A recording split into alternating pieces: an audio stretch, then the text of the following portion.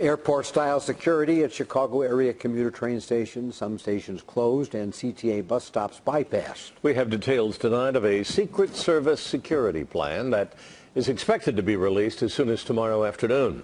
Our chief correspondent Jay Levine is here with exclusive details of what to expect during the NATO summit meeting, and we need some specifics. They've been awfully hard to come by, Bill and Walter, but we'll probably get a lot more tomorrow or at the very latest Monday when the Secret Service unveils what it promises will be a comprehensive list of street closures and parking restrictions surrounding the NATO summit. But tonight, we can already tell you about the CTA's plan, tested this week, as well as the continuing battle between Metra and the Secret Service.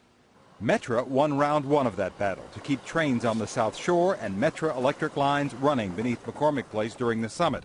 But it's still in talks with the Secret Service over major security measures, including airport-style screening of all riders.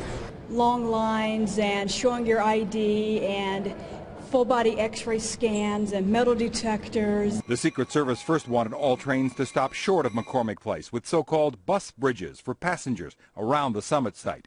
Then they talked about canine searches on board trains halted before they reached McCormick Place. Now it's TSA-type screening at a limited number of metro stations, which would remain open during the summit. Many other stations on the electric and South Shore lines serving the South Side, South Suburbs, and Northwest Indiana would be shut down. Earlier this week, we all watched how Chicago police handled hundreds of May Day demonstrators marching from the West Side into the Loop, successfully containing the crowd with neither arrests nor injuries. What we didn't see were all the CTA buses quietly rerouted around the demonstrations and marches, which will also be part of a CTA strategy to be announced after the Secret Service restrictions are released.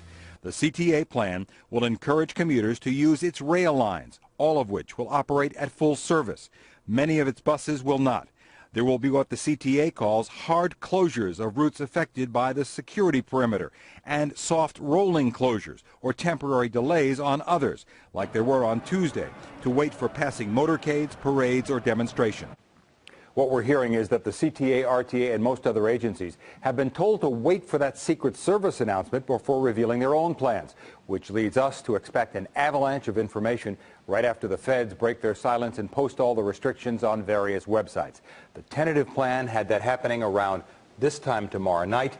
That could change, Bill and Walter. Well, they're ready, aren't they? They seem to be. It's impressive. Well, they will be, although they're still arguing about that whole Metra deal going through McCormick Place. There's the question about buses on Lakeshore Drive. Will they be able to go through the McCormick Place area? I don't think everything is set yet, which may be one reason why that's a fluid time for the release of the information tomorrow night.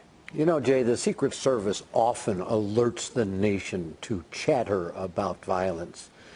Any of it this time, yes or no? Good question, Walter. We have been checking our sources all throughout the day and all week for that matter, and we're told that so far there have been no credible threats and no chatter, so to speak, about any actions planned for Chicago that week. Thank you, Jay.